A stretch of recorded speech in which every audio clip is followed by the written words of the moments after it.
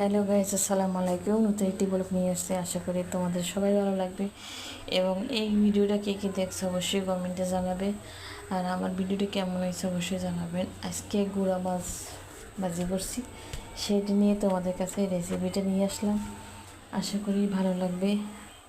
গুঁড়া মাছ করতে খুবই কষ্ট, কিন্তু খেতে কিন্তু অনেক দারুণ, সেটা সবাই জানো। আর এই গুঁড়ো মাছে কিন্তু অনেক পুষ্টিকর খাবার, চোখে জ্যোতি বাড়ে।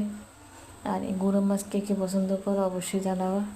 গুঁড়ো মাছে কখনো শুকনো মরিচ দেওয়া না, সবসময় চেষ্টা করবা কাঁচা মরিচ দেওয়ার জন্য।